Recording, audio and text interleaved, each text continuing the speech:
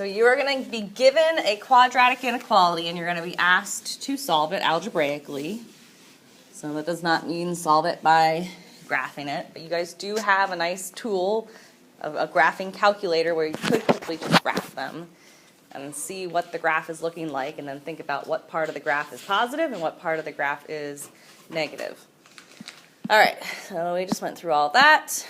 So here are your steps for solving a quadratic inequality. Step 1.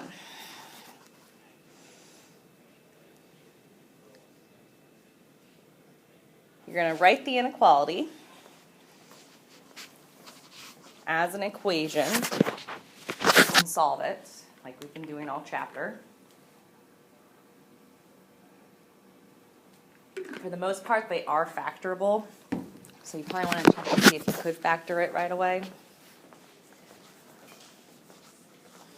So they're not going to give you ones that have funky x-intercepts.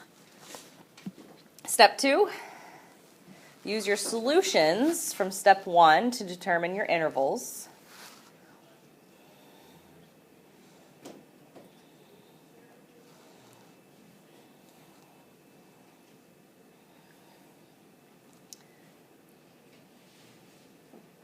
So if you think about your graph, we were positive on that left, then we were negative in between, and then we were positive on the right, so that got 3 different intervals. Step 3, find the intervals that satisfy the inequality.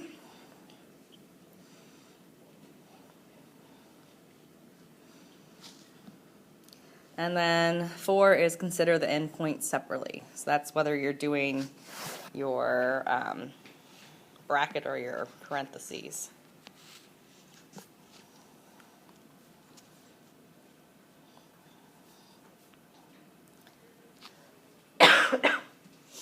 Okay, so all we are adding to what we've been doing is turning our solutions into intervals and then deciding which set of intervals satisfy our inequality. So on that graph that we had over there that I erased, we were at -3, 4. We were shading this way, we were shading this way. Well, my intervals would be from -infinity to -3. Then -3 to 4 would be another interval. And then from 4 to infinity. And then depending on which way my graph is facing, whether it's facing up or facing down, okay, I'm going to check to see which ones end up getting positives and which one ends up getting a negative. And we can do that just by substituting in values. All right, so here's our first problem. Well, we already did that. Let's do this one. 2x squared plus 3x is greater than or equal to 2. All right, so step 1 said to rewrite it as an equation. Is everybody okay with me moving the 2 over while turning it into an equation? So 2x squared plus 3x minus 2 equals 0. Like I said, for the most part, these are all going to be factorable. So let's see if we can factor that. Factors of -6 that get us to 3, or sorry, not -6, -4, that get us to 3. 4 and -1. My leading coefficient is 2, so put them both over 2. 4 over 2 goes to 2, and I have a -1/2. So what's that going to look like in factored form? X plus 2, 2x minus 1 equals 0. So my solutions would be -2, +1/2. All right, so now let's think about this on a number line. My smallest number is -2. My larger number is 1/2. Go back up to the original. Am I going to put open or closed dots at those numbers? Closed. Which, let's put a bracket there instead of closed dots. So I remember that's going to be a bracket. All right. Bless you. Now I need to think about what it is that I'm looking for. I need my graph to be greater than. My leading coefficient A is positive, which means my graph will be facing up if I were to graph this. So just from thinking about that graph, where would the positive part of the graph be? Would it be in between or on the outside of those? It is going to be on the outside. If you don't remember that, if I create my three intervals, so my options are negative infinity to negative 2, bracket negative 2, bracket negative 2 to 1/2, the bracket 1/2 to infinity, and then I could just check and pick some values. Someone give me a number that falls between negative infinity and negative 2. Negative 3. So if I get my handy calculator and type in negative 3 into the original equation, so 2 times negative 3 squared plus 3 times negative 3, that gives me 9. Is 9 greater than or equal to 2? Yes. So that means that this interval is a solution to my original inequality. If we go in the middle one, someone give me a number between negative 2 and 1/2. Negative 1. Even easier. 0. 0. If I plug in 0, is 0 greater than or equal to 2? No. So that means 0 is not greater than or equal to 2. So that means this interval is not a solution to the original inequality. If I go to 1/2 to infinity, give me a nice number in that solution. Even nicer. 1. If I plug in 1, I get 2 plus 3, which is 5. Is 5 greater than or equal to 2? Yes. So that's why it does work out algebraically that it's the outside parts that are the solutions. So since it's on the outside, we're going to write our intervals in a union. So it's going to be negative infinity to negative 2, bracket, union, bracket, 1/2 to positive infinity. Why isn't it negative 2? I mean, oh wait, never mind. Oops. Okay. I mean, and eventually you're just going to get the hang of it. If your leading coefficient is A, and it needs to be positive, it's going to be the stuff on the outside. If it's negative, if this would have been less than, so then I would have changed all my signs. Is 9 less than or equal to 2? No. Is 0 less than or equal to 2? Yes. So that's why the middle part would be a solution. Is 5 less than or equal to 2? No. So that's why that would not have been a solution. Okay? Good so far? All right. So let's do some quick special cases to see what happens.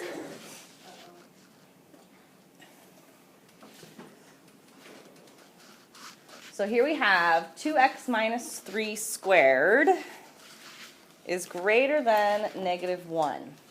Now quickly think about this. Look at your sign. I'm looking for something to be greater than negative 1. Well, what is that something? I'm squaring something. If I square anything, what happens to it? It's going to become a positive. Huh? So we can say no solution. Nope. Well, this one's not. Yeah, this is going to be everything, right? So if I square something, won't it always be positive? Yeah, so it will always be greater than negative 1. So how do we write our answers? Hello? I do? Sure. Yep. Miss Glenn wants to see a chase.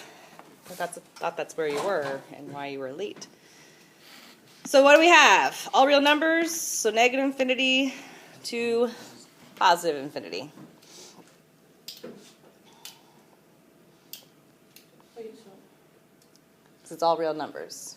Because there's no way I could put any number in there and square it, and I'm going to have a positive answer. Right?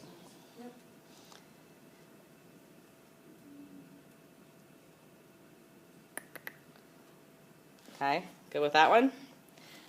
What if we flip the sign? Is there any way to get a negative squared number? No. So that's going to be a no solution. So no solution.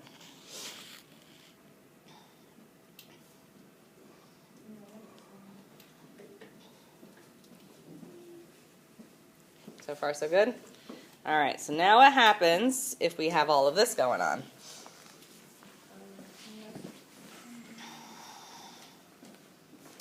So now I have x minus 1 times the quantity x plus 2 times the quantity x minus 4 is less than or equal to 0. Would this be a quadratic function if we were to multiply all that out? No, I would have an x to the third power, right? So it would be a cubic. But the same theory of the zero product property applies to find your solutions. What's the solution of this? 1 and -2 and -4. So now let's go ahead and just do our same process that we were doing before. So 1, -2, and 4. Create our number line. My smallest number is -2. Then I have a 1. Then I have a 4. Let's make our intervals. So I could be going from -infinity to -2. We could be doing, well, I guess it would be a bracket, right? Because of the less the equals to. -2 to 1 with a bracket. 1 to 4.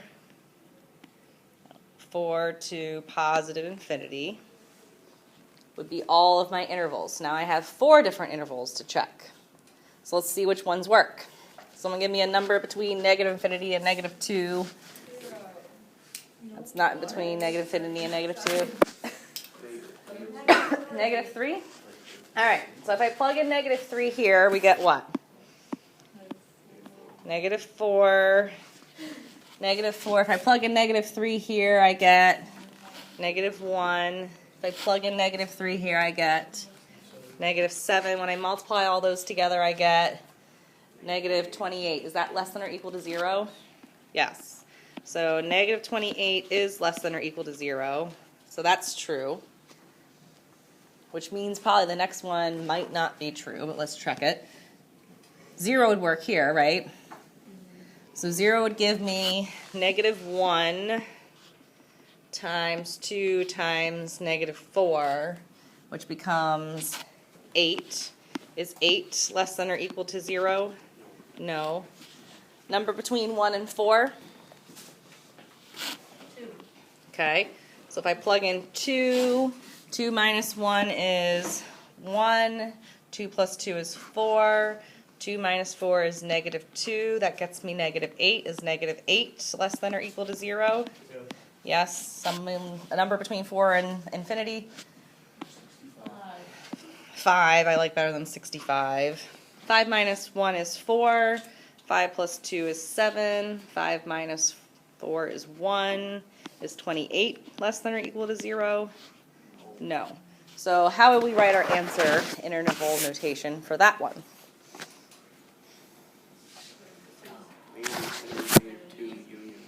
Yep, -infinity to -2 bracket, union 1 to 4 bracket.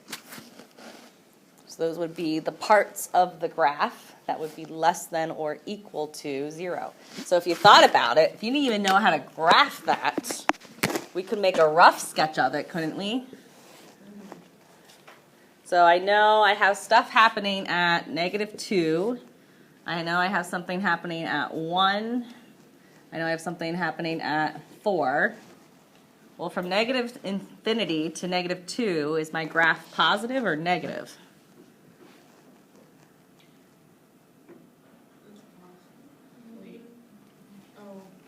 You said it was what?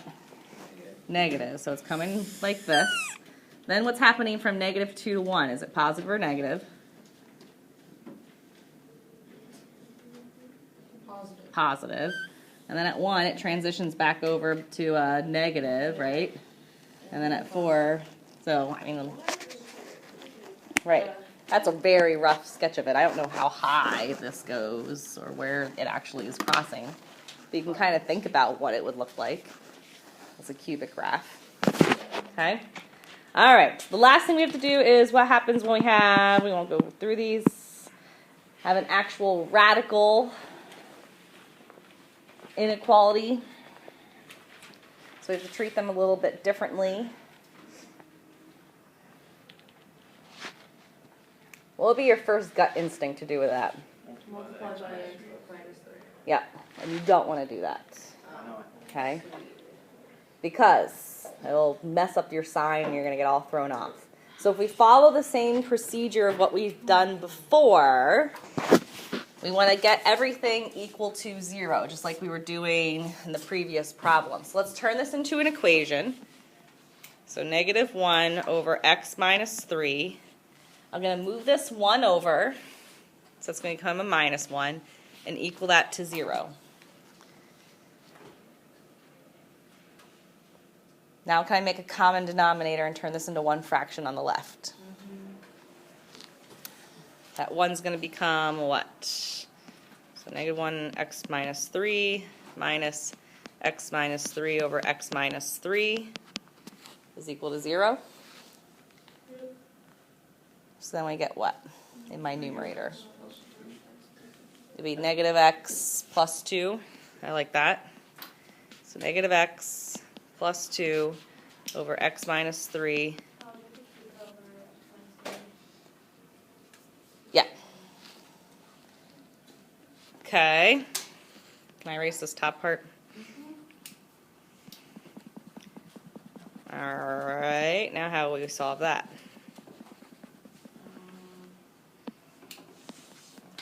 Negative x plus 2 over x minus 3.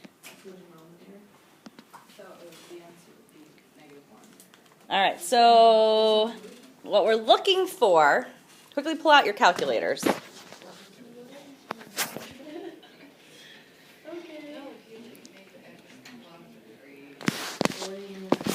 going to freeze this so I can pull up my calculator.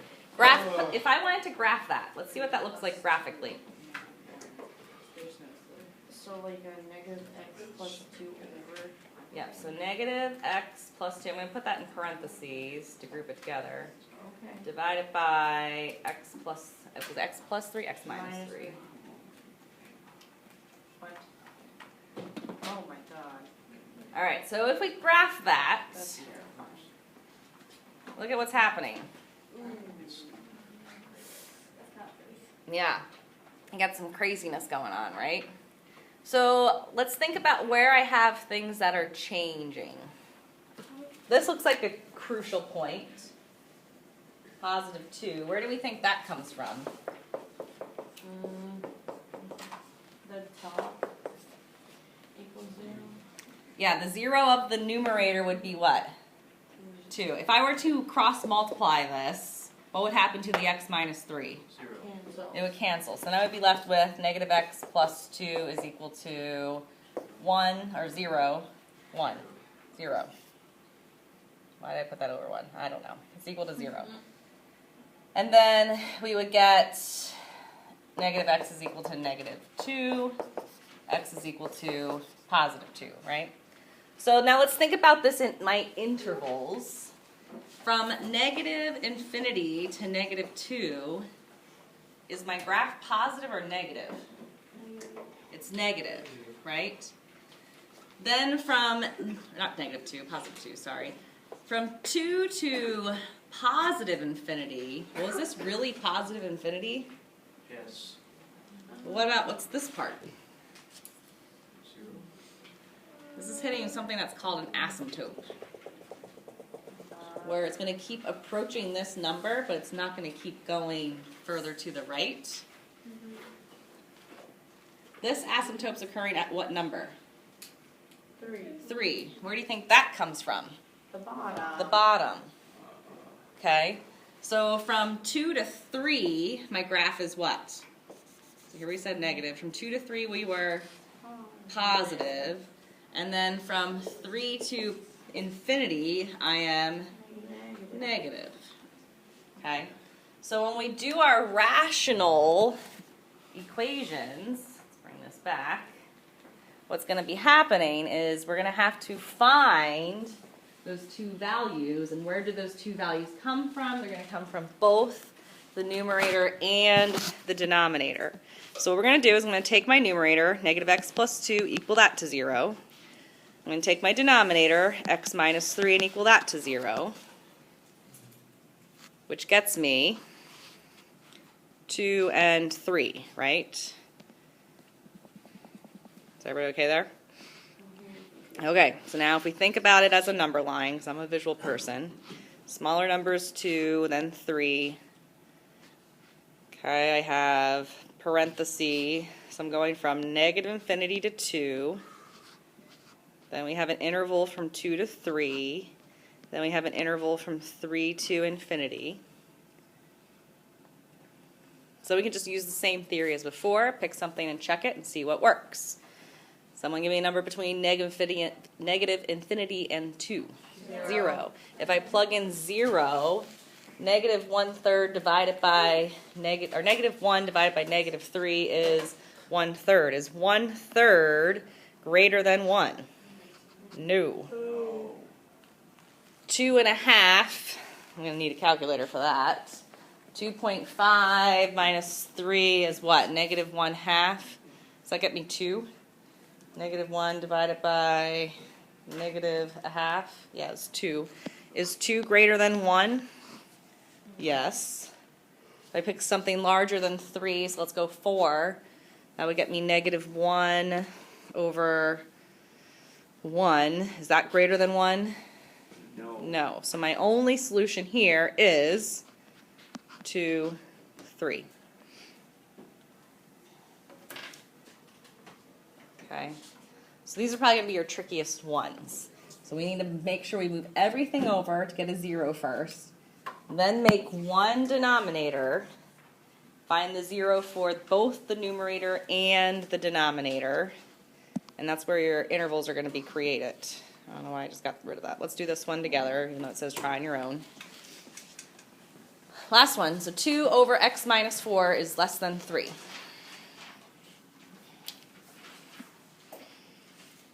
So 2 over x minus 4 minus 3 is equal to 0.